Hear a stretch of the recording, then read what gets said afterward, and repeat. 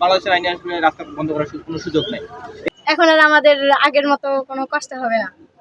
রংপুরের মিঠাপুকুর উপজেলার ৩টি শিক্ষা প্রতিষ্ঠানের শিক্ষক শিক্ষার্থীদের যাতায়াতের রাস্তা উন্মুক্ত করে দিয়ে প্রশংসায় ভাসছেন ইওনো বিকাশ চন্দ্র বর্মন।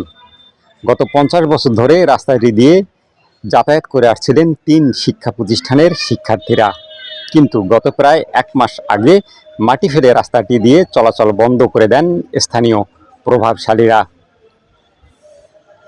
এর ফলে জনভোগান্তি চরম আকার ধারণ করলে বিষয়টি নিয়ে তোলপাড় শুরু হয়।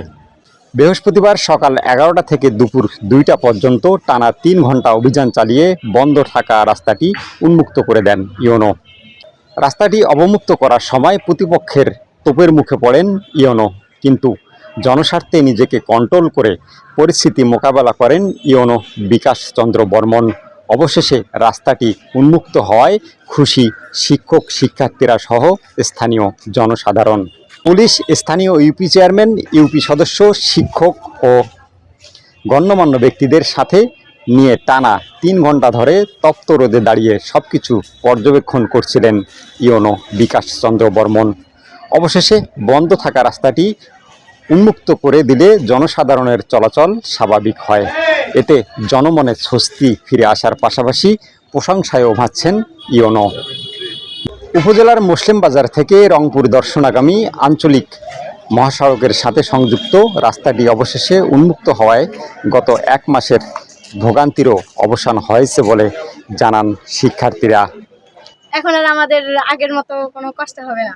কয়েকদিন আগে অনেক খারাপ অবস্থা ছিল, মাদ্রাসায় আসার মতো কোনো পজিশনে ছিল না। আসতে হলে ওই পাশে শুকুরের হাট দিয়ে ঘুরে আসতে হতো, আর এই পাশে এখন আমাদের অনেকটাই সুবিধা হবে আসার। শুকুরেরহাট ইসলামিয়া আলিম মাদ্রাসা ১৯৭৪ সালে প্রতিষ্ঠিত হয়।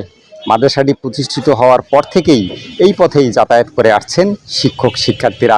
এছাড়াও পাশের দুটি প্রতিষ্ঠান শুকুরেরহাট উচ্চ বিদ্যালয় এবং শুকুরেরহাট সরকারি প্রাথমিক বিদ্যালয়ের ছাত্রছাত্রীরাও এই পথেই চলাচল করেন। কিন্তু হঠাৎ নিজের জমি দাবি করে যাতায়াতের রাস্তাটি বন্ধ করে দেন আব্দুল হাকিম সহ স্থানীয় আওয়ামী লীগ নেতা লেলিন এবং প্রভাবশালীরা। অবশেষে ইওনোর হস্তক্ষেপে রাস্তাটি আবারও চলাচলের জন্য উন্মুক্ত করা হয়েছে। ছাত্রছাত্রী থেকে অভিযোগ পেয়েছিলাম, তারপরে আপনাদের পত্রপত্রিকার মাধ্যমে আমরা যে অভিযোগটা পেয়েছি সেই অভিযোগের প্রেক্ষিতে আজকে আমরা এখানে আসছিলাম। এসে আমরা যেখানে দেখতে পেলাম যে রাস্তাটা চলছিল এবং যারা মাটি ভরাট করেছে তাদের সাথে আমরা দীর্ঘদিন তাদের সাথে আমরা কথা বললাম, যেখানে আসলে একটা ভুল বোঝাবুঝি থেকে এই কাজটা করা হয়েছে। ওনারাও এই বিষয়ে কথা বলছে।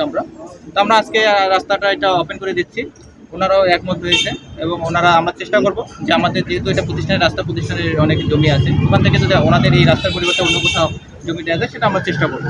বাট যেহেতু এটা দীর্ঘদিন থেকে রাস্তাটা চলমান আছে, বাংলাদেশের আইনে আসলে রাস্তা বন্ধ করার কোনো সুযোগ নেই। এরপরেও যদি ওনারা আমাদের এই রাস্তা চলমান রাস্তা যেহেতু ওনারা কথা দিয়েছে, পরবর্তীতে যদি বাধা সৃষ্টি করে সেক্ষেত্রে আমরা আইনগত ব্যবস্থা নেব। ছিল হঠাৎ করে কোনো কুচক্রী মহল এই রাস্তাটাকে বন্ধ করার পায়তারা করে।